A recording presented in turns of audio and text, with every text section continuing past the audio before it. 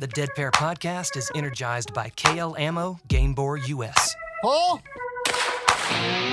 Welcome to the Dead Pair podcast, coming in hot with everything you want to hear about sporting clays. Guy Fieri. How are you, gentlemen? Thanks for having me. Anthony Matarese Jr., how you doing tonight? I'm doing pretty well. Welcome back, David Radulovich. That's a net positive 30 minutes. Brad Kidd. Cory Kruse, thank you for joining us this evening. Now I feel awkward. With your hosts, Jason One Rambo more Red Bull for you. and Sean Alley. Woo, yeah! Christmas. Let's do it! Often imitated but never duplicated. It's the Dead Pair podcast.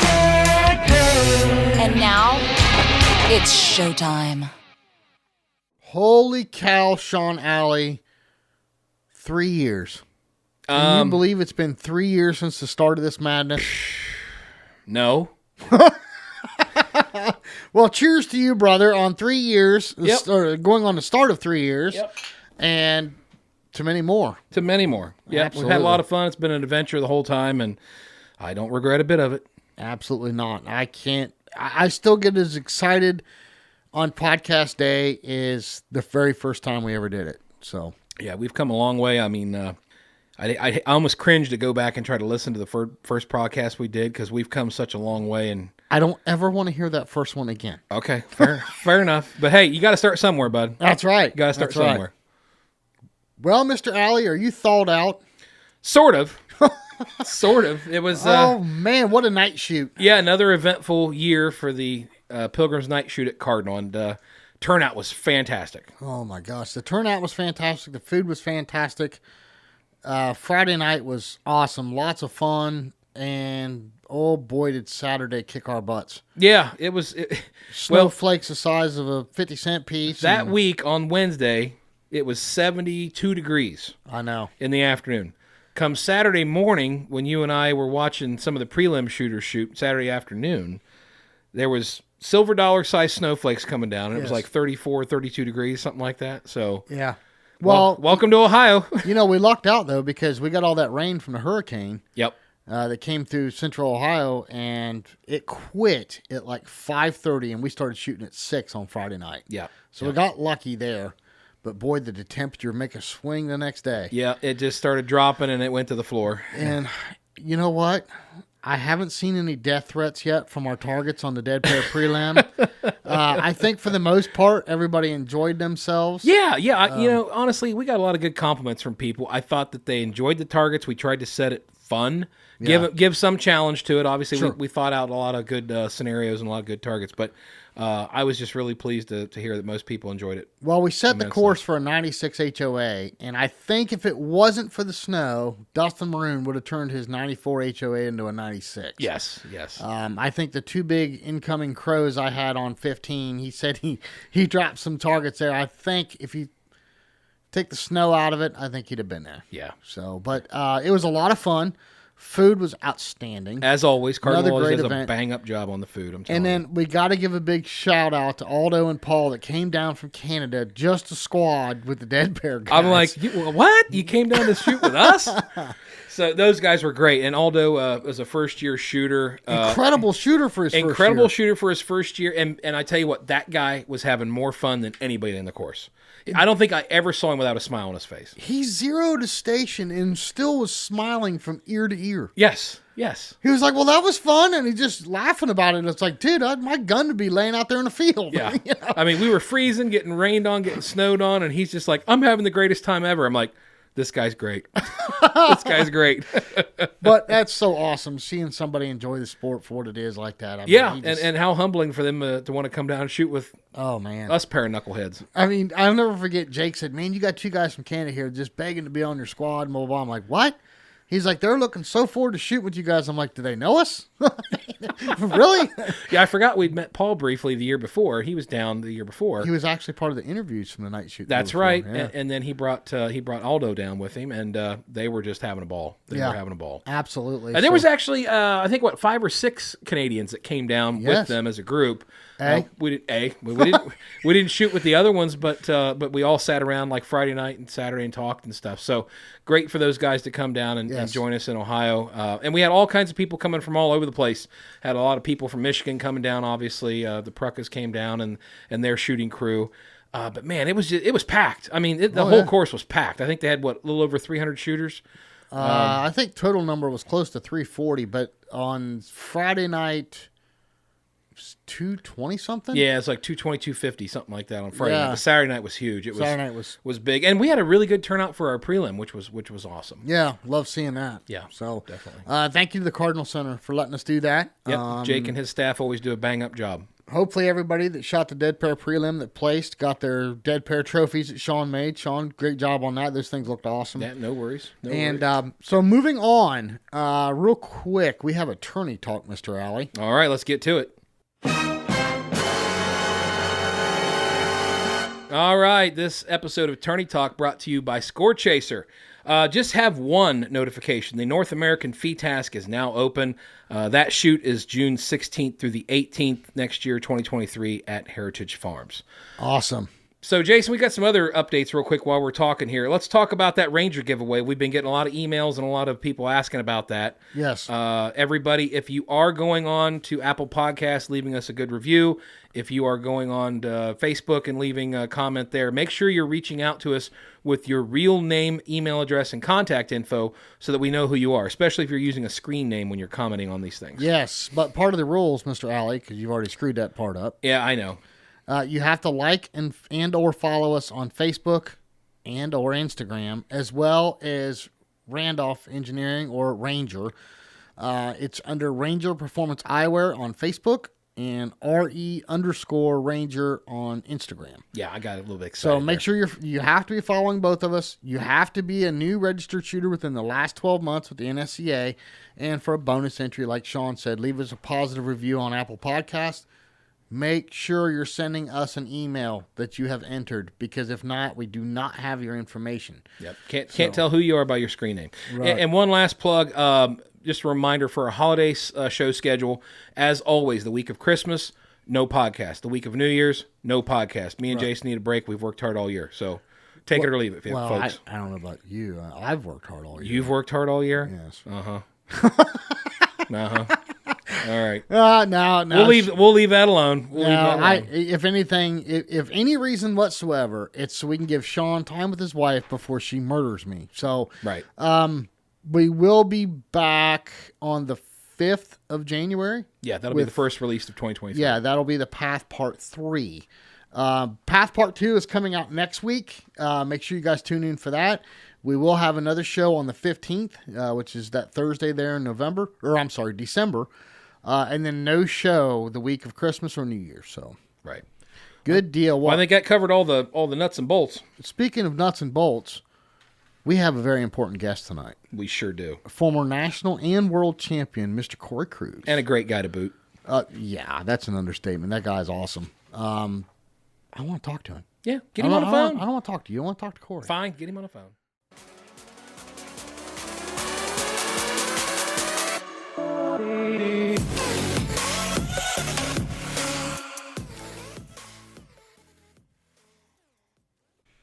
All right, ladies and gentlemen, the world and national champion. Hopefully he's not flying around in an F-16 right now.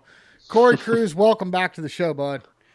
Oh, man. Thank y'all for having me again. Good to be back. Yeah, great to have you back here, Cory. Hope life's been treating you okay. It has, man. Better than I deserve.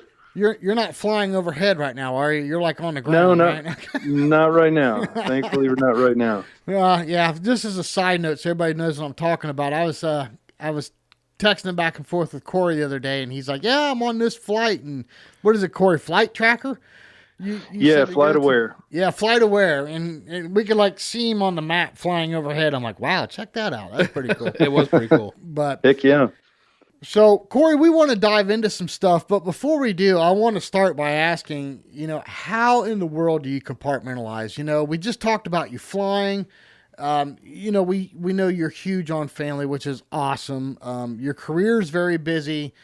And, there's this whole sporting clay thing we got going on over here. So don't go too deep just yet, because we want to dive into some of this here in a little bit. But with a broad brush, man, how do you compartmentalize this stuff?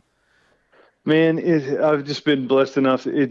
Shooting has always just been the ultimate networking agent for me. I'm a trailer park kid from East Texas, and I've met my wife through shooting. All my jobs I've gotten through shooting. It all intertwined. So, you just kind of take this hat off, put this one on, and give it your best. And I wouldn't say I really compartmentalize anything. It's just, certain things take priority at that time, and then other things take priority. So you just kind of see what's at the top of your list and do the best you can at it. And, that's really about it. That's about the only way you can do it. Yeah. Well, Corey, I mean, we know you're a busy guy, and I want to kind of just dip into the Nationals for a second since they were so recent. You don't necessarily burn as many shells as a lot of the other guys that go in at your level because you've got so many other things going on. So when you're leading up to an event like the Nationals, what is it that you do to prepare, and how does it make it a difference in your game before you get there? Man, I wouldn't, based on my performance this year at Nationals, I wouldn't really advise doing what I did because it didn't work out. Okay. But traditionally, there's always shoots that lead up to Nationals. And this year I didn't really have many on the calendar. So, what I did this year was just, get out a couple of weeks before, start a real heavy training program, shoot a lot of trap, shoot a lot of skeet, get your form and mechanics right. And, try and get your timing on. Where I failed in training was to shoot enough tournaments. I wasn't competition ready. I guess this was my 26th Nationals. And really? Wow. Yeah, 26 in a row. Hadn't missed one. And, I still got the butterflies. I still got nervous. I still got tight. Whenever you love something, whenever you want it and you're not prepared, you're going to get those nerves. And, about, I don't know, it's difficult to explain. You just kind of know whenever you're really not all the way there, when you're not totally ready, and then you kind of like, that should do. I've been in this situation before. In 2012, my wife and I had just got married. I didn't have any shoots before because we're leading up to the wedding. I didn't shoot but 200. I shot a flat of shells basically, in practice and went and won.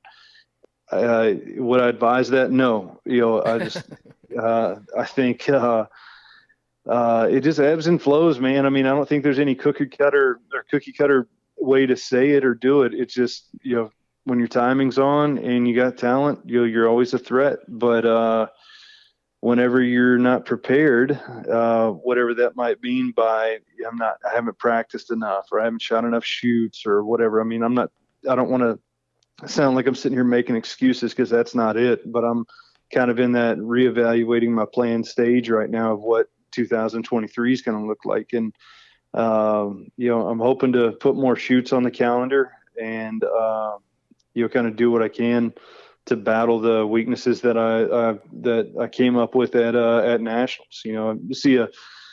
See a 50-yard crosser and kind of get nervous. Can't do that at Nationals. That's got to just be another shot. Oh no, it's a Rabu.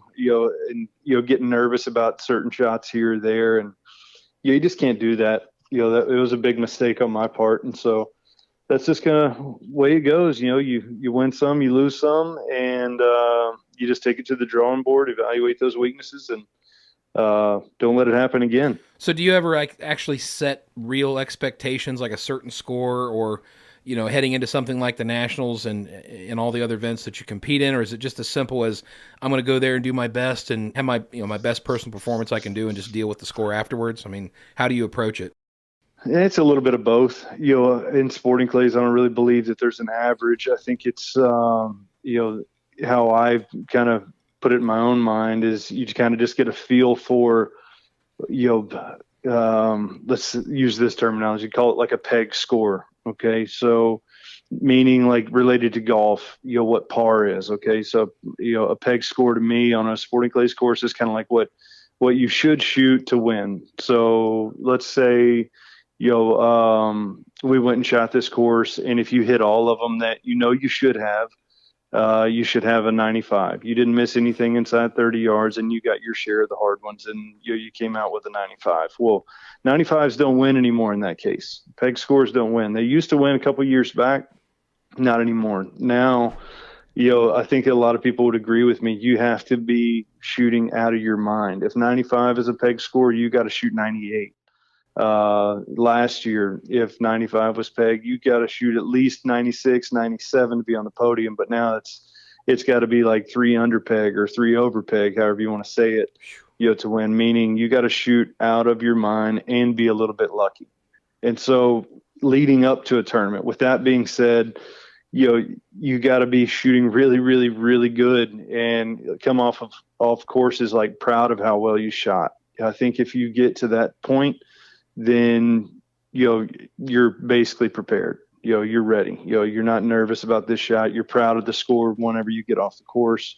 It might not win, but national. That's why it's so important that nationals is 4 days. You got to carry it for 4 days, and if you're shooting that good over 4 days, you're going to win.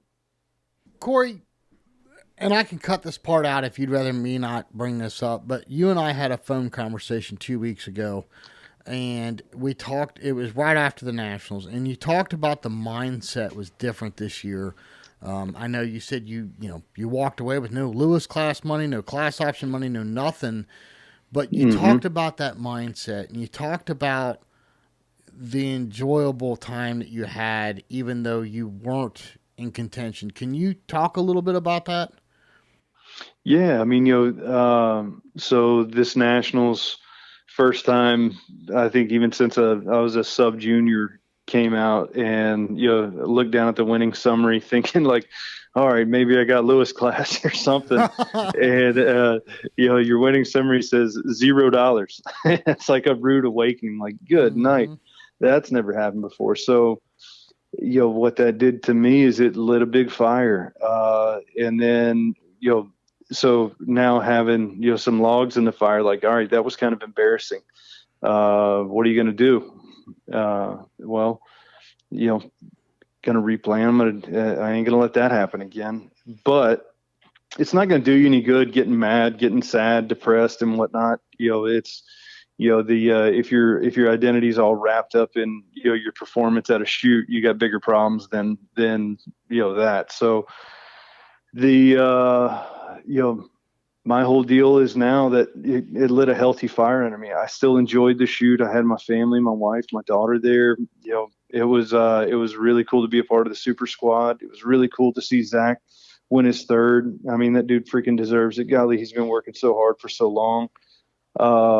It was an enjoyable event, so it's not going to really do you any good to get mad, sad, upset, or any of that. It's just, okay, take a healthy evaluation of kind of what my own personal heart posture is with shooting, and kind of sprinkle a little bit of that Nationals performance on it. And man, that'll get you a bonfire rolling. So, we'll see what happens this next year.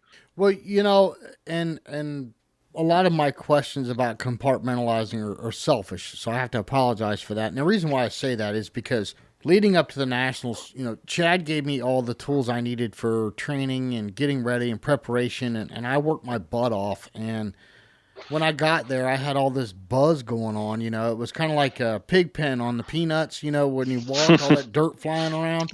Oh, yeah. And it was kind of like that because, between, I was hosting the Super Squad with highlight show with Justin Barker, and then meeting with sponsors and everything of the podcast. And I just kind of took all that training and everything I did, threw it in the trash can and called pull. I mean, seriously, my brain was everywhere but in that station in that moment. And that was a personal struggle for me. So to hear that you walked away and you looked at everything and it's like, wow, I absolutely nothing. I kind of did the same thing. So, yeah.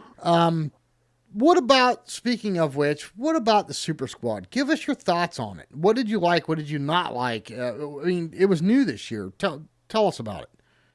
Well, 2 parts. I'll talk about your statement just then. So basically, what happened is you went to a competition and work broke out. So part of your preparation, you you just kind of have to be better at your time management. Whenever you go to nationals, especially at this level with the success of the podcast, the popularity, man, I mean, it sounds weird, but you got to even, plan out, which bathroom you use, because if you've only got 30 minutes to go from A to B and you don't want to be a ding dong to anybody and, see a buddy, see a friend, see a person that just wants to say hi to you and just walk past them, you gotta plan your time management out. It's a real thing at this stage of the success that you guys have going on. So just kind of put that bug in your ear about, what next years and following years are going to be like. It's not going to get any easier.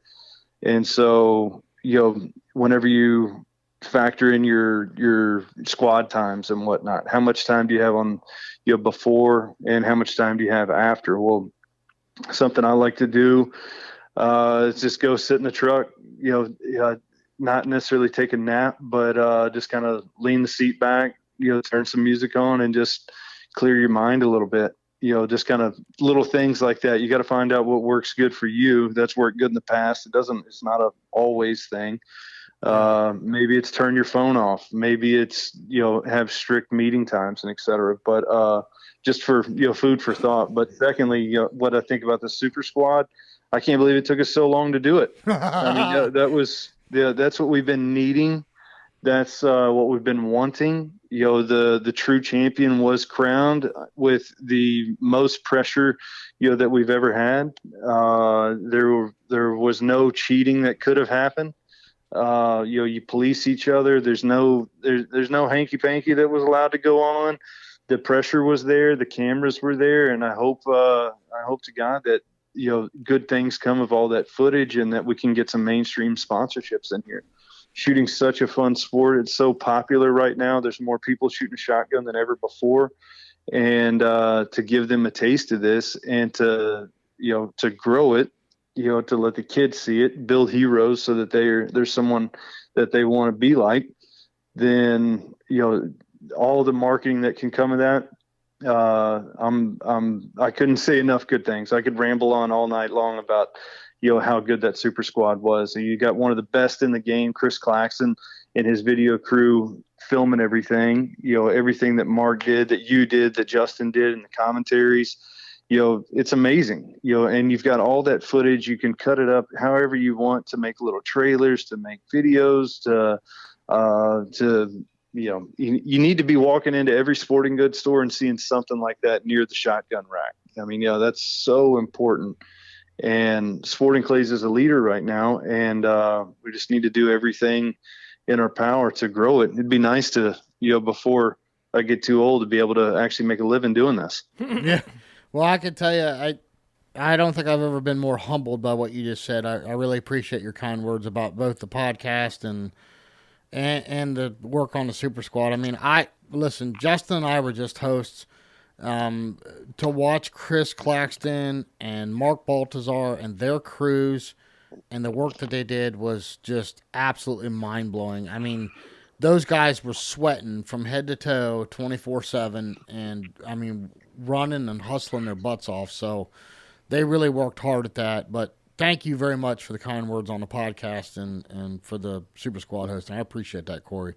Yeah, of course, man. Just keep it up. Anything we can do for growth and, just looking out there for all these other, super cool events, man. I mean, I'm hearing, my brain's getting ahead of my mouth. All these kids events, it's got 2,000 plus kids, here around Texas, up in the Midwest, that high school clay target league, the following that they've got. Man, I mean, that's where your meat and potatoes are. I mean, the NSCA shoots are awesome, but man, the focus on getting these kids, keeping these kids going, is super important right now.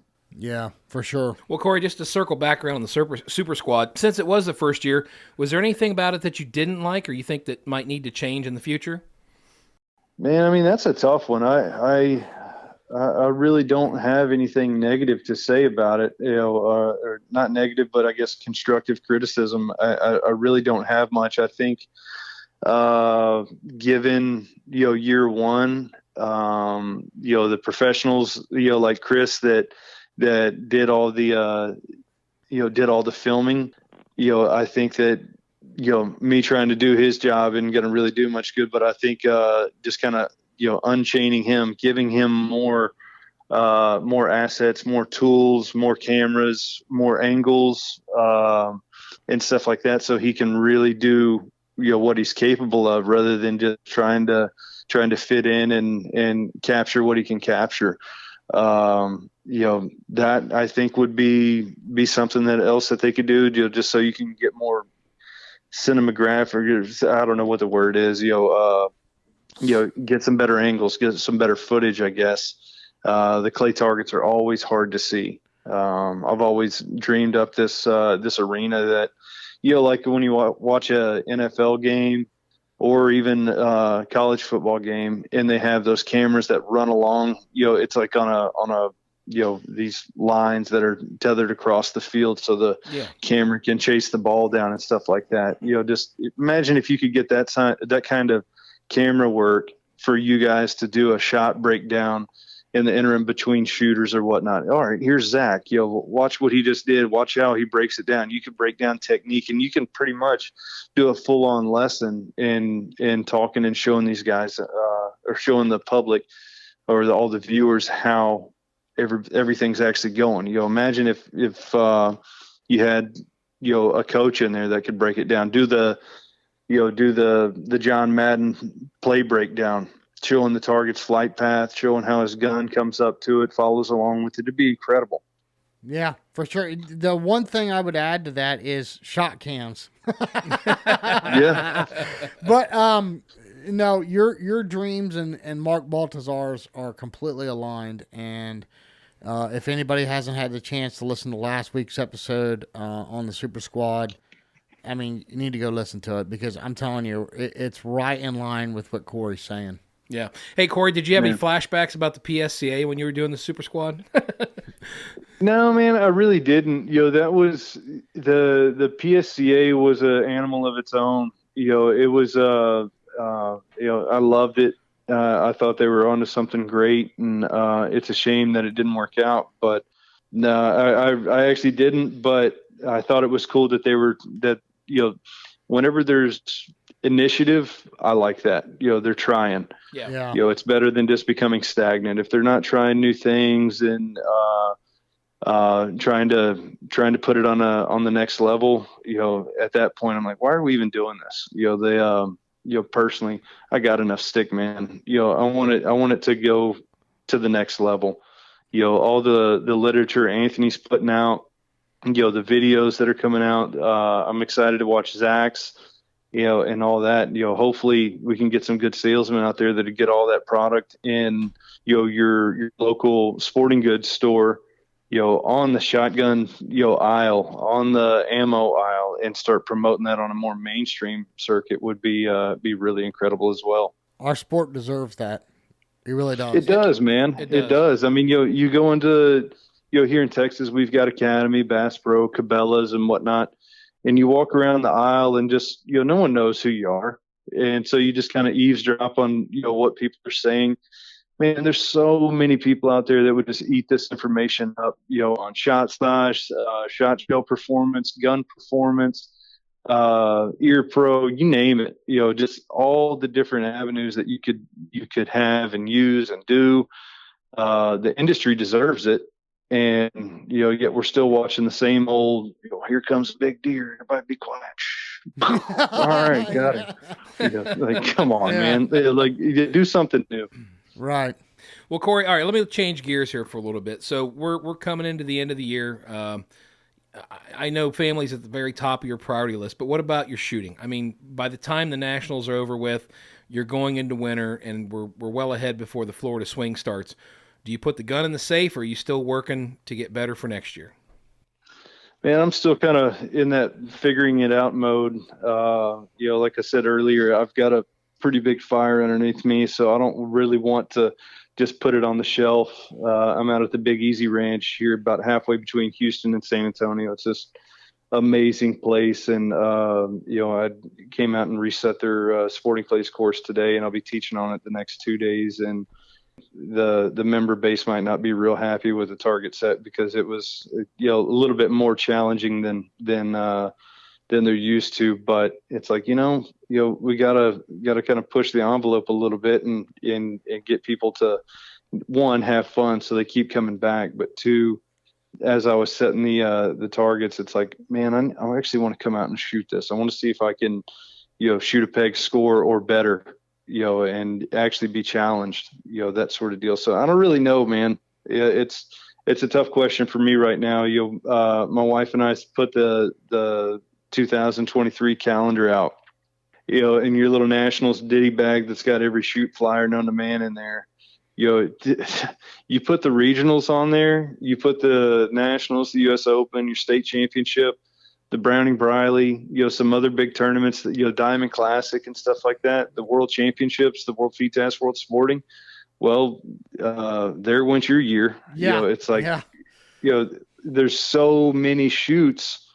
And, if you want to make Team USA, well, there went your life. Your life better be shooting and traveling to shoots because, you need a United Airlines sponsorship. Like Right. What it's going to cost you to go to all of them.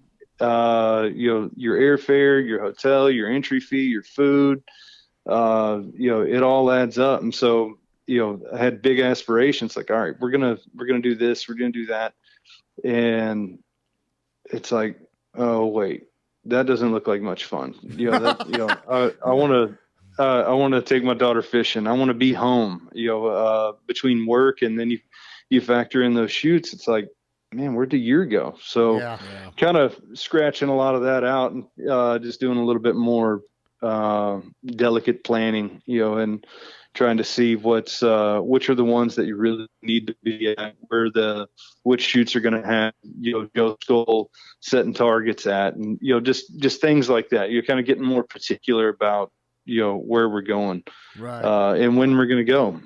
What are the payouts looking like? Is it financially worth it to even go? You've got a experience box to check. What kind of targets are you going to shoot? What, how well is the shoot ran? What are the payouts? Heck, man, you look at some of these regional shoots, $5,000 for HOA, and well, so you're saying I got to win it to break even? Yeah, come on, Right. Yeah, right. Like it's, but then that kind of puts the attention back on that bucket. Well, if it's a goal, well, it's worth it. Right. You're not really doing it for the money. You're doing it for the adventure, for the challenge, and to accomplish a goal. So just kind of evaluating all that sort of stuff. So, your question being, what am I doing? Kind of in evaluation mode. Gotcha.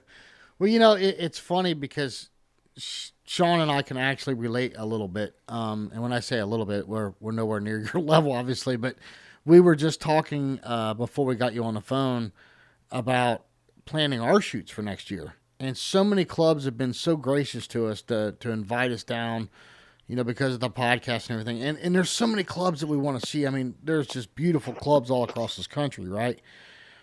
And we've got this ever-growing bucket list of clubs that we want to visit. And the reality of it is, it's like, okay, we're talking about our, obviously Jack Links, we're committed, we're there. And then we're talking about the Northeast Regional and the North Central Regional. And then you add in Nationals and then the state shoot. And we want to go to the Georgia State shoot. And then next thing you know, your calendar's full. And it's like, my wife is going to divorce me. And not only that, but the money involved. You're talking about the capability of winning the regional. We just want to go and compete at the regional, let alone win something, right? So, Right. That expenditure is there, and the cost and the travel time and the time away from family is real. So I can relate. Speaking of relate, a lot of listeners can relate to your work and family life. In fact, the Clint Hinton and Matt Miller podcasts we did are relatable to your schedule, but there's one difference, Corey. You're a former world and national champion. So let's talk a little bit more about your balance. You're talking about creating your schedule and moving forward. And, how do you, I know you, I know you'd love to be on the range every day, but how do you manage your training and your competing with everything else going on. I mean, this is where I said we were going to dive a little bit deeper in the podcast. This is the part right now. We're heading down the rabbit hole. How does Corey manage his time to where, hey, look, it's got to be some me time. I've got to go burn some powder. I've got to bust some clays. I've got to focus on this event, this regional that's coming up this weekend, or this Browning Briley that's coming up this weekend. How do you manage that time, and how do you recommend someone that's listening that has a busy schedule that can relate to your schedule? How do you recommend they manage that time? Man, I mean, just the big blanket statement is the juice worth the squeeze. Is about the one-liner I could tell you. It's it ebbs and flows. There's not really the perfect answer. You've got your responsibilities, and that's what you need to be the best at. Not winning shoots. You need to be the best at it. Taking care of your own personal responsibilities.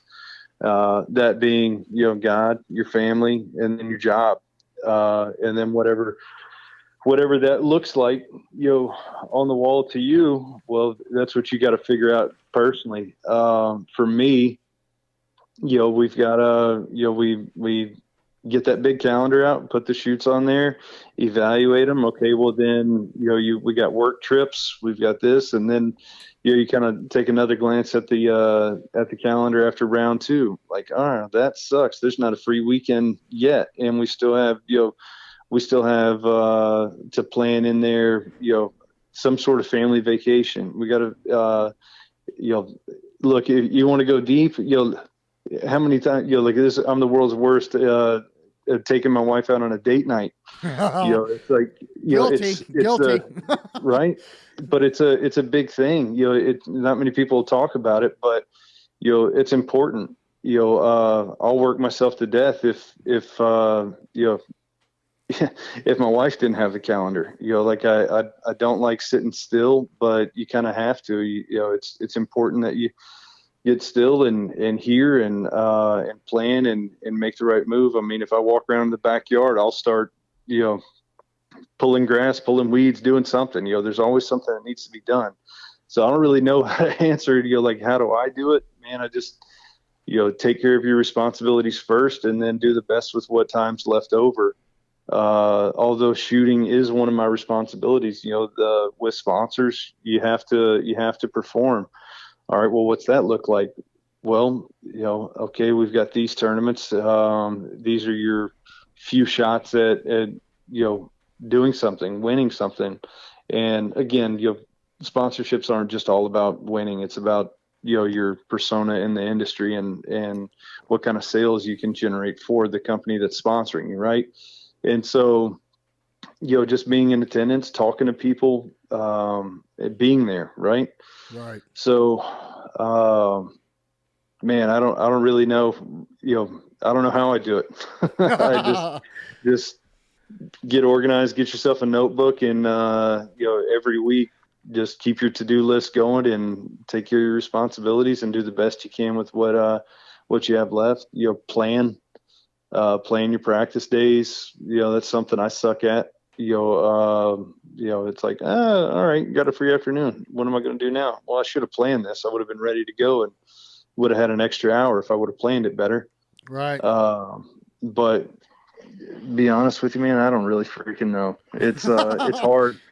It's hard. I'll put it to you that way. It's definitely not easy, but it's worth it. So right. Do your best and plan, and take care of your responsibilities first. Shooting's it's a game, right? It doesn't need to be your identity. It doesn't need to be what your whole life is wrapped up in. It's a game, but I contradict that statement, saying I think it's important for a man to have competition. Iron sharpens iron, right?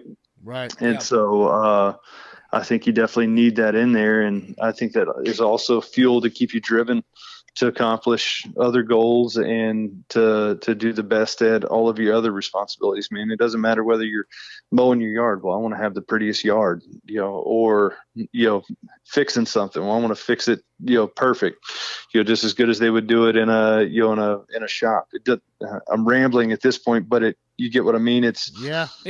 Take care of your responsibilities and do the best with what you have left. Well, Corey, you're making it really hard to plan that fishing trip with you, buddy. I'm going to tell you right now. No joke, man. What's fishing? I hadn't done that in a long time. You'll remember when you pick up. We had a drought in Texas. We didn't even have any water to go fishing. Well, Corey, I tell you what, man. For a guy that's been around the sport as long as you have, I mean, you're a former world and national champion. You've been there. You've done that. You've got a lot of experience. I mean, you got way more experience than anybody or than most people in this game. Let's just put it that way. So, to keep yourself moving forward, I'm sure you ask yourself the question, what's next? Do you have any boxes that are unchecked or anything left in the bucket list that you're still trying to get to? Yeah, I want to win the World FITASC. That's the last big box. Haven't won that one yet. I won it as a junior long time ago. Had some close calls, but never checked that box. So, that's kind of my I don't know, the one shoot that I want. And then I'll have the world, when I get that, I'll have the World FITASC, World Sporting, the Nationals, and the US Open. And, that's something special. But alongside that, it'd be cool to get another Nationals, to have 3, get another US Open. I want to win a couple more state championships and that sort of thing. So those are kind of the goals that I've got right now, is to more states, more US Opens, more Nationals in the World FITASC. So putting that up on the board and kind of road mapping out, what's going to increase the odds for that to come to fruition.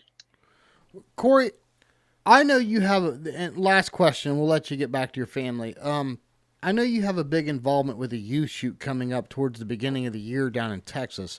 Can you tell us about that shoot? Oh yeah, man. It's so cool. It's the San Antonio Livestock Show and Rodeo Junior Shootout.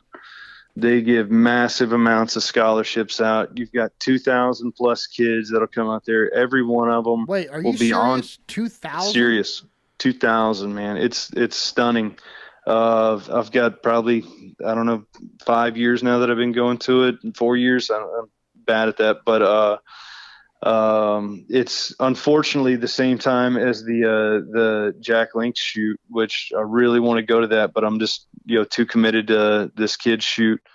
And what I do is there in the shoot-off stadium at the National Shooting Complex.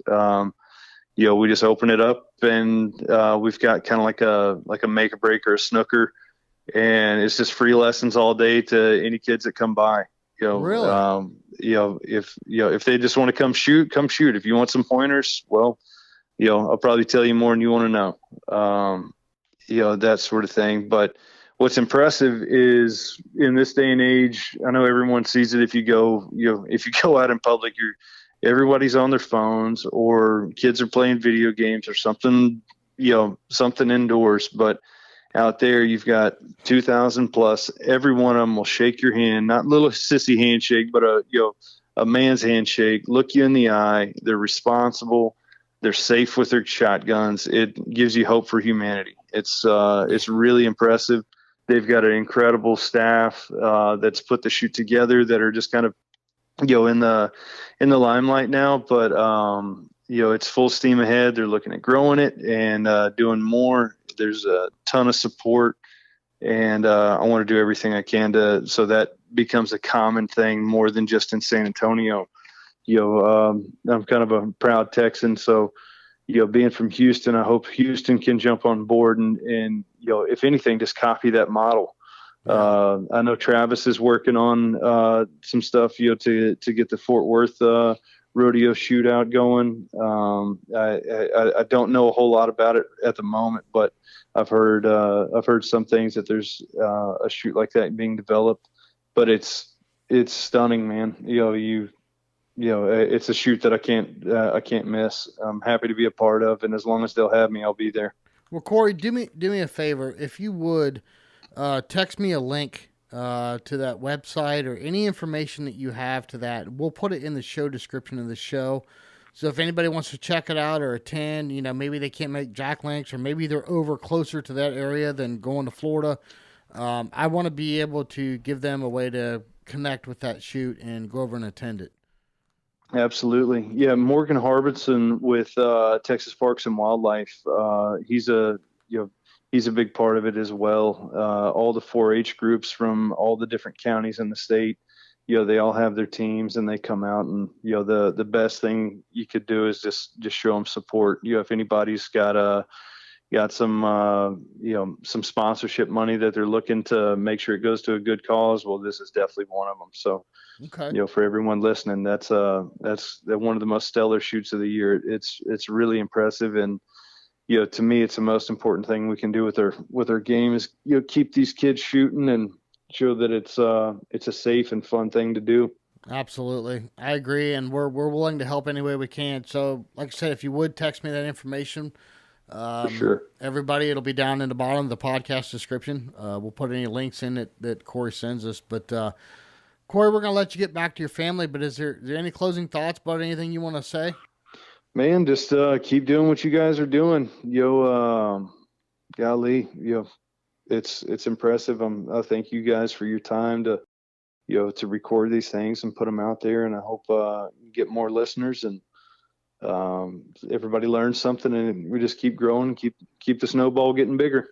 Well, we appreciate you coming on the show, Corey. I mean, not only are you a great shooter, but you're overall a great human being, in my opinion, and you do a lot of good for the sport. Thanks. And it was our privilege to have you on here tonight. Absolutely, we appreciate you guys too. We're privileged to have you. Oh, you're gonna make me blush. I don't know about all that. You save that for the No, not really. So. Well, Corey, thanks again, buddy. We'll catch up with you soon. I promise. You got it, guys. Well, I appreciate you, and Sean, hope your wife gets to feeling better real soon, and the doctors can help her out, buddy. Thanks, Corey. I appreciate that, man. Yep. All right, see you, man. All right, guys. All right, y'all have a good one. Yep. Bye. Sean Alley. Always a pleasure to have Corey on. Absolutely. I really admire and respect that guy. What an outstanding individual. He's a good man. Hey, listen, we got a couple sponsor segments to get to. Y'all better enjoy these because they're not coming back next year. So sit tight and we'll be right back. Okay, it's time for a BearPelt segment, and right now we've got Brett Plains on the phone. Brett, how you doing today? I'm doing wonderful, guys. How about you guys? Were you enjoying that Arizona heat down there? Yeah, I think today's only about 110, so it's like stepping into an oven. Is that considered balmy for Arizona, 110? Yeah. Nah, yeah, I lived here when we hit our record of 122, so this isn't too bad. Oh, Jiminy. So basically, you shoot through the winter? Is that what I'm taking it? Oh, I thought you were going to say shoot through the window so you can still stay in the air conditioning. Yeah, well, that too, right? Well, we have air-conditioned buggies that you can just sit inside and, try and shoot from inside the buggy. There you go. But yeah, no, I shoot all through the winter, and there's a handful of us out here that actually will suffer in the heat and, start bright and early 7 a.m. and shoot until about 1 o'clock in the afternoon and just try and have a good time. I always wondered, we've got enclosed 5-stands here in Ohio, that are heated so we can shoot 5-stand during the winter. Do you guys have the same thing but air conditioned down there? Not yet, and if you can come up with that, you'll have a lot of happy sporting clay shooters out here west. Stamp it. I just there you go, Jason. You got a whole nother idea there. Yeah, I'm not going to Arizona in July to install a new 5-stand. It ain't happening. I can ship you the traps, but it's all on you after that. So, well, Brett, tell us a little bit about yourself. So, what class do you shoot in, and what's your favorite discipline out of sporting, FETASC, 5-stand, skeet trap, etc.? Yeah, so I've been shooting for just a little under 2 years, currently in A class, just recently. So enjoying the extra competition, and I call it kind of the half donation class. And then, and then my favorite discipline is either FETASC or traditional sporting clays. That's just anytime I'm out and getting to shoot clays is a good day, in my opinion. Heck yeah, absolutely. Couldn't agree more. So. We're talking BearPelt vests here, and down there, I'm going to take it to competition light. Just perfectly suits you, doesn't it? Yes, it does. In fact, I've bought 8 of them total, 5 for me, 3 for gifts, and just truly, truly enjoy working with Heather and her team over there at BearPelt. And so I've got 3 Gen 1s, 2 Gen 2s for myself, and just thoroughly enjoy the comfortability and the customization. So I can't imagine shooting in anything other than a BearPelt at this point. So 8 of them. So you got your own little David Radulovich starter kit going on. All right. Mm-hmm. So how did BearPelt come to be? How did you find out about BearPelt? Yeah, so I was actually up at Ben Avery, which is one of our 2 kind of bigger sporting clay spots here in Arizona. There's a gentleman that I shoot with relatively often that he had one on. And, I was a little bit newer to the sport at the time and said, wow, you must be a professional. You've got your name on your jersey. And he goes, no, check out this website. You can customize them to the nth degree. And really since then, I wore one of the competitor brands and it was good, but not great. And looking at his, he happened to be the same size as me. So I got to try it on. And immediately I thought this is going to be a game changer for the vests. And much cooler, more breathable, and the fact that you can customize them. And in fact, I was texting with Heather yesterday. I'm a pretty big advocate of BearPelt out here. And so anybody who wants to talk about BearPelts or vests, I'm a walking billboard for BearPelt. And so I tried his on and immediately ordered one that night, and then have just continued to order more and more, especially as the Gen 2 have come out, and I have plans to get 2 or 3 more. Well, why not? Yeah. I mean, then you build your own walk-in closet like David, and then you can just basically pick one for every day of the year. Yeah, well, and out here, because it is so hot, I've got some of the competition, the heavier fabric versus the competition light. And so really, having a variety to choose from. And I'm not quite like Mr. Radulovich in trying to match my hat, my shirt, my vest, my shorts, my shoes. Yeah. But it is nice to have a bit of a variety to change things up every now and then. Just please, for the love of God, don't tell me you have those red pants like he has. No chance. Oh, man. Yeah. That's a good thing. No chance. Well, Brett, go ahead. Sorry. I would say, but the really fun thing about the BearPelt vests is I've seen a couple groups that they kind of do their own group vest, or like one of my good buddies I shoot. Yeah, like a team. But one of my good buddies I shoot with a fair amount out here. There's about 3 or 4 of us that shoot together. And so we kind of got him a Gen 2 BearPelt, and we kind of had fun with it. And his name is Sean as well, Sean. But he's at times known for his temper. Whether he acts on it or not is different. And so I ordered one for his birthday that on the back, instead of having his last name, his nickname is Seanzilla. And so that was pretty fun. Seanzilla. That's a new one. To deliver that to him and give him the story behind how we got there. And so he thought that was just super cool, and he's been wearing it ever since. That's cool. Well, so now that you got the Gen 2, what I was getting ready to ask you, what are some of, do you have a favorite feature, or do you have a couple of things that kind of stick out with you on the Gen 2s versus the previous versions? Yeah, so the Gen 2 fits me better. So I'm a large in the Gen 2. In the Gen 1, I'm a medium. And I really like the angled pockets more than the first generation. Mm-hmm. And then having that oversized chest pocket is really nice. The first gen, the pocket was a little small, couldn't get my earplugs and my card in there. Mm-hmm. And with the Gen 2, it fits perfectly. But my favorite thing about them, whether it's Gen 1 or Gen 2, is just the ability to customize them and the fact that they're so comfortable. I forget I wear them half the time. Well, that's saying something, especially down there in 115-degree heat. I mean, that's, I mean, not too many people even wear vests in that kind of heat. It's making me sweat just thinking about it. I know. So, but yeah, well, the breathability is second to none. And, some of the competitor brands have that kind of fake leather over your shoulder pad, and it just gets hot and sticky. And, the best part about shooting in one, other than looking good and the customization, is, your butt pad doesn't stick to it, where out here in the heat, depending on what vest you're wearing, if it's not BearPelt, I found, especially doing VTask, it would catch on your vest or jersey. And so throw off your mounts a little bit. So I found it's actually helped me with consistency as well. That makes perfect sense. Absolutely. Well, Brett, one more thing. So if somebody was on the fence, and we ask this all the time, and you were talking to them, what would you tell them, or how would you push them towards buying a BearPelt? What's the spiel that you would give them? Well, the spiel that I give everybody that's bought one, and I think I've probably referred 30 people over to BearPelt and talking and working with Heather. But the most important thing to me is comfort, and does it perform well? And given the fabric choices that they've chosen, it makes it really easy to perform well in it. And at the same time, why not look good? So, pick your color, put your name on it, come up with a fun logo, customize it to your liking, and you really can't go wrong, especially at the price point. Yeah. Agreed. Gotcha. Absolutely. Well, any closing thoughts, Brett? Anything we left out you wanted to mention? No, I just say give a shout out to some of my shooting buddies out here, Brent White, Sean Davis, Vince Casenza, and Heather, if you're listening. Vince is looking for a pink leopard print or snake skin, and we'll see if we can get Vince to wear one of those. Oh, I've heard it all now. Won't miss him on the tournament circuit, will you? No.